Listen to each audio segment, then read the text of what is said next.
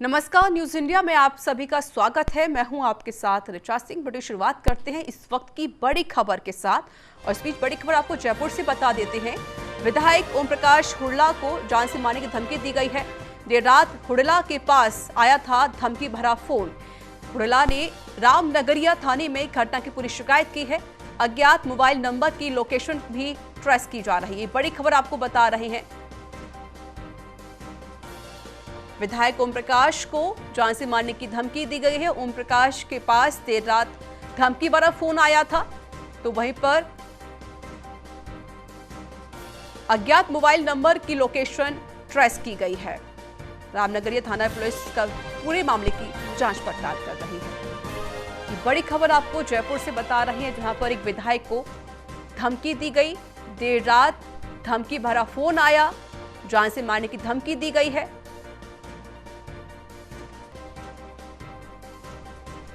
फिलहाल विधायक ने थाने में शिकायत दर्ज करवाई है। इसको लेकर पुलिस मोबाइल की लोकेशन ट्रेस कर रही है और लगातार पूरी जांच पड़ताल कर रही है।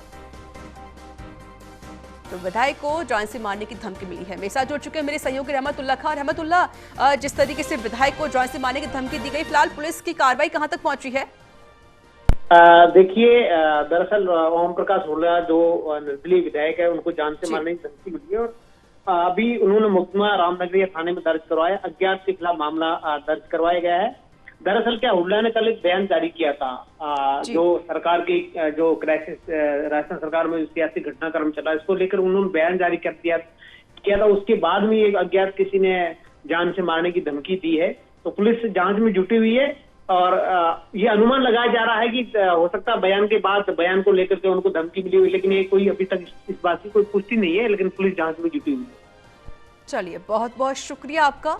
नजर बनाई रखिए, अपडेट आपसे लेते रहेंगे। चलिए खबरों में आगे बढ़ते हैं। पंजाब के सीएम कैप्टन अमरिंदर सिंह की दिल्ली परेड लगातार जारी है। आज सीएम अमरिंदर जंतर मंतर जाकर कृषि कानूनों का विरोध कर रहे हैं, तो वहीं पंजाब कांग्रेस के नेताओं से मुलाकात कर सकते हैं। इससे पहले कैप्टन मंगलवार को फिर 3.5 घंटे तक खड़गे कमेटी के सामने पेश हुए। कमेटी ने कैप्टन को चुनावी वादों को पूरा करने के लिए फास्ट ट्रैक रणनीति बनाने का मशवरा दिया। तो वहीं कैप्टन ने पंजाब में अंदरूनी कलह के चलते पार्टी नेताओं की तरफ से हो रही बयानबाजी का रोना रोया। पार्टी में कैप्टन के सियासी विरोधी नवजोत सिंह सिद्धू ने सोमवार को अमरिंदर सिंह पर बादल परिवार के साथ मिलकर पॉलिटिकल बिजनेस चलाने का बड़ा आरोप लगा दिया है। कैप्टन और सिद्धू को लेकर कांग्रेस में मैराथन कसरत लगातार जारी है। पहले जो काम सोनिया गांधी की 3 सदस्यीय कमेटी ने किया, वही अब पूर्व अध्यक्ष राहुल गांधी कर रहे हैं। तो पंजाब कांग्रेस की कलह अभी खत्म होने का नाम नहीं ले रही है।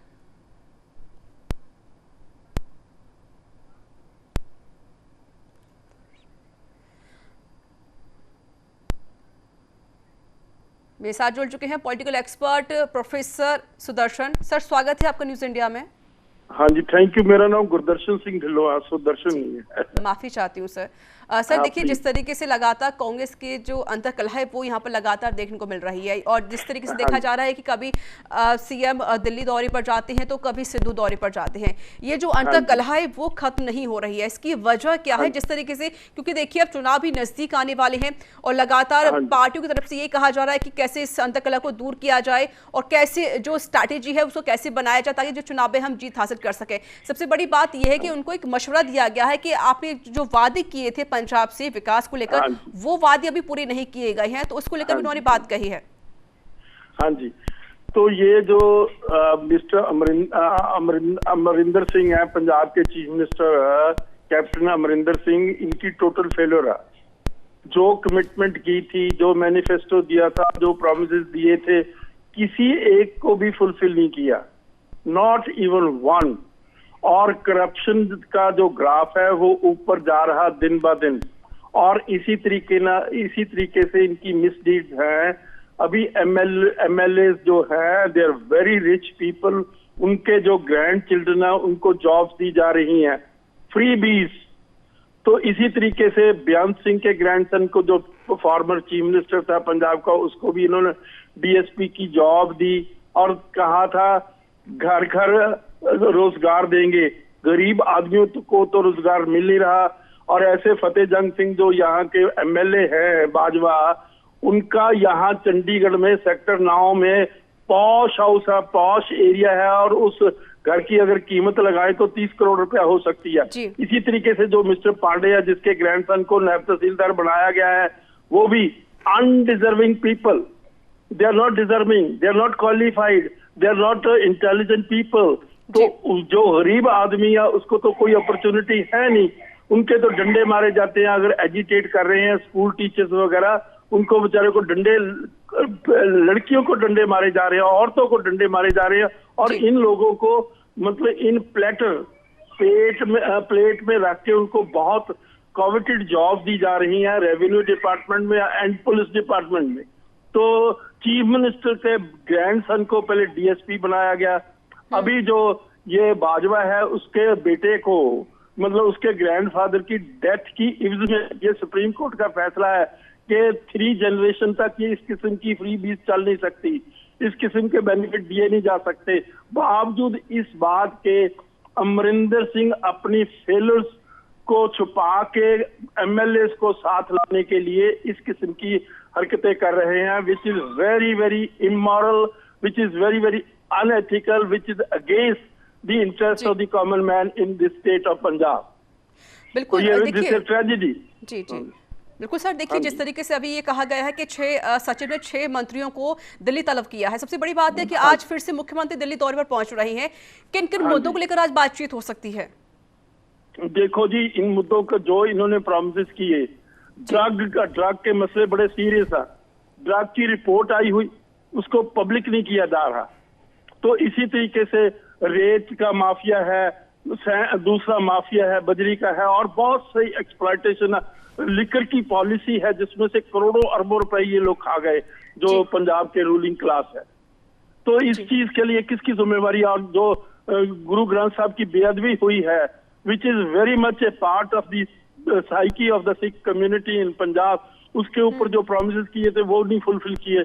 और ऐसी हमाकत है इस तरह चीफ मिनिस्टर की, जब जस्टिस रंजीत सिंह कमीशन की रिपोर्ट टेबल पे रखी गई और उस टेबल पे रखी हुई रिपोर्ट को कंक्लूड करना था, उस डिस्कशन को, अमरिंदर सिंह ने एक लफ्ज भी, नॉट ए सिंगल वर्ड ही uttered on Ranjit Singh commission report, rather ऐसी इधर उधर की बातों में उसने बात को टाल दिया। तो ये अब लोग, people are sick of this man, people want to get rid of this man at any cost. तो ऐसी सिचुएशन इसने पंजाब में क्रिएट कर दिया अमरिंदर सिंह ने, और अपनी फैमिली को फुल फ्रीडम दी है टू इंडल्ज इन करप्शन। और इसी तरीके से आप देखिए, एक मुस्लिम लेडी पाकिस्तान की अपने घर एक कीप रखी हुई है, अरूसा, और उसके लड़के को बहुत बड़े बड़े बिजनेस बाहर भेज के कर दिए, सारा पंजाब का पैसा लूट के। उसको, वो लेडी है, she is ruling the roost. वो यहाँ पंजाब में अपॉइंटमेंट्स कराती है, प्रमोशंस कराती है और पोस्टिंग्स कराती है। That lady Arusa, she is a Pakistan resident, Pakistan citizen. This man with the patronage of the central government, let me tell you one thing, central government ने इसको पैट्रोनेज दी है ताकि उस औरत को यहाँ रखा जा सके। एक तरफ तो ISI के ऊपर इतनी इल्जाम तराशी करता है अमरिंदर सिंह, और दूसरी तरफ पाकिस्तान की औरत को क्या करती है क्या नहीं करती, गॉड नोज। और उसकी सैंक्शन सेंटर से आ रही, she can't get the visa, centre is patronising Amarinder Singh. I am saying Modi government is patronizing, Home Minister of India is patronizing Amarinder Singh. चलिए सर, बहुत बहुत शुक्रिया आपका हमसे बातचीत करने के लिए और अपनी बात को साझा करने के लिए। तो आपको बता दें कि अभी दिल्ली में मुख्यमंत्री अमरिंदर सिंह की परेड लगातार जारी है, और हो सकता है कि आज वो जंतर मंतर पर जाकर जो कानून आए हैं, कृषि कानून, उसके खिलाफ विरोध प्रदर्शन करेंगे। साथ ही साथ जिस तरीके से उनको मशवरा भी दिया गया है सीएम को कि आपने जो विकास के वादे किए थे पंजाब में, उन विकास के वादों को ज़रूर पूरा करें और कोई ढिलाई ना बरतें। पाकिस्तान की ओर से कई बार सीज फायर उल्लंघन की घटनाएं देखने को मिल रही हैं। हालांकि पाकिस्तानी सेना अब युद्ध विराम के लिए सहमत हो चुकी है, जिस पर सीडीएस जनरल बिपिन रावत ने कहा कि अगर पाकिस्तान शांति चाहता है तो युद्ध विराम लंबे समय तक चलने वाला है, जो कि सकारात्मक संकेत है। तो वहीं पाकिस्तानी सेना सीज फायर पर सहमत क्यों हुई, इस सवाल के जवाब को लेकर जनरल बिपिन रावत ने कहा कि पिछले 2 सालों में सीज फायर को बेहताशा उल्लंघन किया गया था, जिसको छोटे हथियार से लेकर उच्च क्षमता वाले हथियारों का भी इस्तेमाल किया गया था। उन्होंने कहा कि इसमें पाकिस्तानी सेना की रक्षा ढांचे को काफी नुकसान हुआ है। उन्होंने कई जवानों को खोया है। तो वहीं बिपिन रावत ने इशारों में ही पाकिस्तान को चेतावनी दे दी है कि जनरल रावत ने बुधवार को कहा कि जम्मू कश्मीर में ड्रोन के जरिए आतंकियों को गोला बारूद पहुंचाया जा रहा है। यह सीज फायर और शांति प्रक्रिया के लिए शुभ संकेत नहीं है, क्योंकि ड्रग्स और हथियारों की सप्लाई से आंतरिक शांति प्रक्रिया में बाधा पहुंचती है। अगर आंतरिक शांति प्रक्रिया बाधित होती है तो हम नहीं कह सकते कि सीज फायर कायम है। सीज फायर का अर्थ यह नहीं है कि आप सिर्फ सीमा पर संघर्ष विराम जारी रखें और उसी वक्त आंतरिक इलाकों में समस्या पैदा करें। हम पूरे जम्मू कश्मीर में शांति चाहते हैं।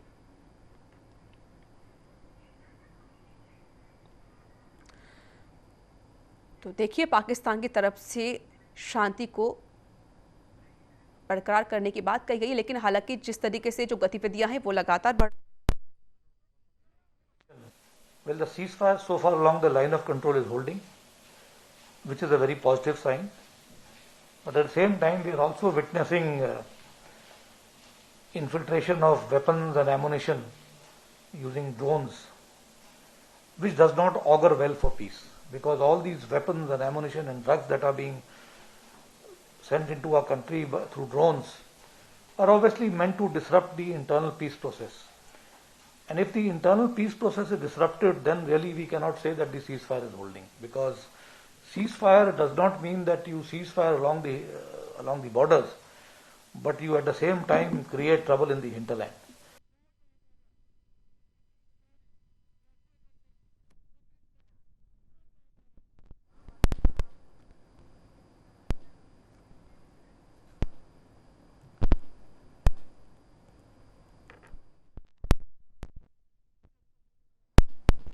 और मेरे साथ जुड़ रहे इस पर अधिक और बातचीत करने के लिए डिफेंस एक्सपर्ट सर, स्वागत है आपका न्यूज़ इंडिया में।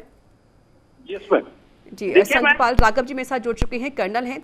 देखिए सर, जिस तरीके से लगातार जो सीज फायर का उल्लंघन है वो यहाँ पर किया जा रहा है। हालांकि पाकिस्तान ने कहा था कि हम शांति को कायम रखेंगे। सबसे बड़ी बात है कि जो आंतरिक दिक्कत है वो यहाँ पर देखने को मिले। जिस तरीके से ड्रोन के माध्यम से भी ये कहा जा रहा है कि वो गोला बारूद तैयार कर रहे हैं, हथियार तैयार कर रहे हैं पाकिस्तान की सेना जो है, तो क्या हम विश्वास कर सकते हैं पाकिस्तान पर अभी भी? जी देखिए, ये जो सीमा पर जो एलओसी और आईबी पे जो संघर्ष विराम जारी है, इनफैक्ट जो अभी ड्रोन के द्वारा जो आर्म्स, अम्युनिशन एंड ड्रग्स जो ड्रॉप किया जा रहा है, और उसके जरिए से ये एक नया टैक्टिकल मूव है पाकिस्तान का, नंबर 1। नंबर 2, आज पाकिस्तान की जो स्थिति है वो आंतरिक और बाहरी वो बेहद चिंताजनक है। इसके अलावा राजनीतिक फ्रंट पे भी आप देखें वो भी उनके लिए बहुत ही खतरनाक है। तीसरा, जो आर्मी चीफ के अगेंस्ट में जो अभी वहां पे गिरफ्तारी हुई है, उन्होंने जो पीओके में जो एक्शन हुआ है वो एक अपने आप में ही एक बहुत बड़ी सोच है। तो ये सब पाकिस्तान की जो डाइवर्जनरी टैक्टिक्स है, इसको जो है सोपोर में जो कल एनकाउंटर हुआ है वो भी एक आप ये देखें कि पाकिस्तान लगातार भारत की आंतरिक सुरक्षा को नुकसान पहुंचा रहा है। संघर्ष विराम आईबी और एलओसी से सीमित नहीं है, पूरे कश्मीर पे ये शांति होनी चाहिए, और ये तभी हो सकती है जब हमारा इन्फिल्ट्रेशन बंद हो। और मैं आपको ये बता दूं, जो अभी मौसम है वो इन्फिल्ट्रेशन का सबसे ज्यादा समय है, क्योंकि पासेस खुल चुके हैं, मौसम उनके फेवर में है। और आप जो गतिविधि देख रहे हैं कि 370 निरस्त होने के बाद आप ये देखिए, जम्मू कश्मीर के सभी ऑनरेबल नागरिक जो है वो शांति चाहते हैं, लेकिन ये पाकिस्तान का सपोर्ट की वजह से ये घटनाएं हो रही है। ये बड़ी एक चिंता जगत है, और इसको हम देखें शांति जब ही होगी दोनों देश के अंदर कि इन्फिल्ट्रेशन और वहां से सपोर्ट आईएसआई का बंद होगा, ये तभी शांति संभव है। एलओसी और आईबी पे फायरिंग बंद करने से शांति नहीं है। Thank you.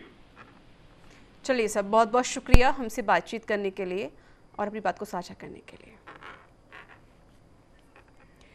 इंडिया और न्यूजीलैंड के बीच खेला जा रहा world test championship final reserve day तक बेहतर रोमांचक स्थिति में पहुंच गया है। बारिश के कारण मैच का अधिकतर वक्त बर्बाद हुआ है, लेकिन अब भी नतीजा आने की संभावना बची हुई है। मैच के 5वें दिन मोहम्मद शमी की अगुवाई में बेहतरीन प्रदर्शन के जरिए टीम इंडिया ने न्यूजीलैंड की पहली पारी 249 रनों पर समेट दी, यानी कि टीम को पहली पारी के आधार पर 32 रन की बढ़त मिली। जवाब में भारत ने स्टंप्स तक 2 विकेट खोकर 64 रन बनाए हैं। भारत 32 रन आगे है और उसके 8 विकेट शेष हैं। आपको बता दें कि इससे पहले न्यूजीलैंड को पहली पारी में सपेंडिंग के बाद बल्लेबाजी के लिए उतरी भारतीय टीम की शुरुआत अच्छी नहीं रही और शुभमन गिल के स्कोर पर पवेलियन लौटे और इसके बाद रोहित शर्मा ने पुजारा के साथ पारी आगे बढ़ाई, लेकिन वह भी सऊदी की गेंद पर अपना विकेट गंवा बैठे। रोहित 81 गेंदों पर 2 चौकों की मदद से 30 रन बनाए। हालांकि अब कोहली पुजारा पर सबकी नजरें टिकी हुई हैं और भारत का भविष्य भी टिका हुआ है।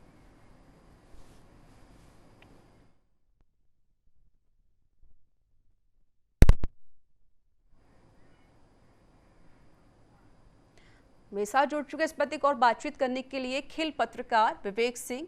विवेक जी, स्वागत है आपका। शुक्रिया रीता जी। विवेक जी, आज देखिए आखिरी मैच है, क्या ये मैच कितना रोमांचक होने वाला है? रोमांचक मैच ये होने वाला है क्योंकि आज इस मैच का आखिरी दिन कह सकते हैं, क्योंकि 6 दिन इस मैच के लिए मिले थे और आखिरी दिन भी आप ये मानिए कि तीनों नतीजे पॉसिबल है। भारत भी जीत सकता है, न्यूजीलैंड भी जीत सकता है और ये मैच ड्रॉ भी हो सकता है। अब ये देखना भारतीय टीम को है कि भारत इस मैच को कैसे आगे लेके जाते हैं। कप्तान और कोच की क्या सोच है, क्या वो इस मैच को जीतना चाहेंगे या कहीं ना कहीं वो भी सेफ साइड होके खेलना चाहेंगे। तो अभी मैच में तीनों नतीजे आ सकते हैं। जी बिल्कुल, देखिए जिस तरीके से दोनों ही टीम अब बराबरी में पहुंच गई हैं और सबसे बड़ी बात है कि अब जो भारत का भविष्य है वो कहीं ना कहीं पुजारा और विराट पर टिका हुआ है। बिल्कुल, अब देखिए इस समय क्रीज पर पुजारा और विराट कोहली हैं और कल भारत की शुरुआत ठीक ठाक कह सकते हैं कि, लेकिन यस सबको एक्सपेक्टेड था कि 1-2 विकेट जरूर भारत यहां से खोएगा जिस तरह की प्लेइंग कंडीशंस है इस समय। लेकिन अब ये देखना होगा कि जो न्यूजीलैंड के जो कप्तान केन विलियमसन ने जो पारी खेली थी, उसी तरह थोड़ी सी जो शुरुआती 1 घंटा होगा वो कहीं ना कहीं भारतीय कप्तान को डेडिकेशन दिखाना होगा। थोड़ा सा पिच पर रुकना होगा ताकि 1 घंटे के बाद, जैसे क्योंकि आज पूरा सनी डे है, आज पूरा धूप निकलने वाली है वहां पर, तो बल्लेबाजी बहुत ज्यादा मुश्किल नहीं होगी। शुरुआती 1 घंटा जो होगा वो भारतीय कप्तान को इस पर बिताना होगा। इसके बाद अगर टीम इंडिया जीत के लिए जाती है तो वहां से फिर तेजी से आपको रन बनाने होंगे और अगर आप तेजी से रन बनाते हैं तो कहीं ना कहीं अगर 40 से 50 ओवर के बीच भी आप खेलते हैं तो 200 रन का टारगेट आप न्यूजीलैंड को दे सकते हैं और एक जीत की तरफ देखा जा सकता है। जी चलो सर, बहुत बहुत शुक्रिया हमसे बातचीत करने के लिए, अपनी बात को साझा करने के लिए।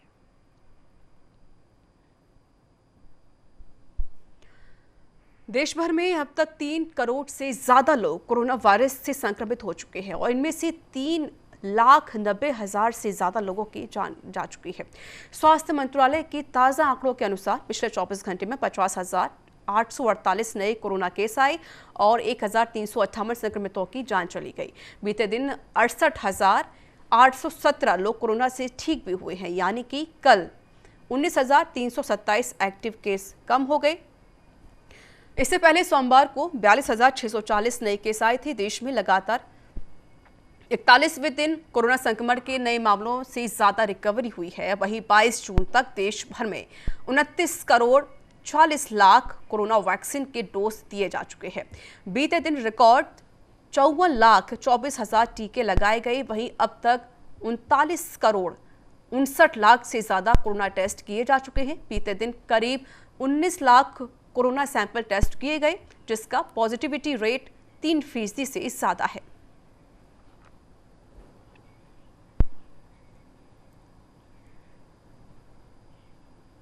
तो आपको बता दें कि पूरे देश भर में लगभग 50,000 के आसपास केस यहाँ पर सामने आई है पूरे 24 घंटे के अंदर, और वहीं पर 1,358 संक्रमितों की कोविड के चलते जान चली गई है। तो जिस तरीके से कोविड के जो आंकड़े हैं वो कम होने लगे हैं, देखिए कल तो 45,000 से भी कम केस यहाँ पर दर्ज किए गए थे, लेकिन आज फिर से कोविड की जो केस है उसकी संख्या बढ़ती हुई नजर आई है, जहाँ पर लगभग 50,848 नए मामले दर्ज किए गए हैं। तो वहीं पर अब तक 3 करोड़ लोग संक्रमित हो चुके हैं, और वहीं पर वैक्सीनेशन का जो अभियान है वो लगातार जारी है, लगातार रिकॉर्ड टूट रहे हैं, क्योंकि जिस तरीके से जब से फ्री वैक्सीन हुई है तब से लोगों ने वैक्सीन लगवाना भी शुरू कर दिया है। और आपको बता दें कि जो गरीब तबके के लोग हैं, जो घर झोंपड़ी में रहते हैं, या फिर जो बुजुर्ग हैं जिनके पास पैसे नहीं है, वो भी फ्री वैक्सीन लगवा सकते हैं। और जिस तरीके से अब जो आंकड़े हैं वो भी अब कम आने लगे, हालांकि कल जिस तरीके से जो आंकड़े आए थे वो लगभग 45,000 से भी कम आए थे, लेकिन आज फिर से जो आंकड़ा है कोविड का थोड़ा बहुत बढ़ गया है, जहां पर आंकड़े 24 घंटे के अंदर 50,848 दर्ज किए गए हैं। तो वहीं पर कोविड के चलते लगभग 1,358 संक्रमितों की मौत हो गई है।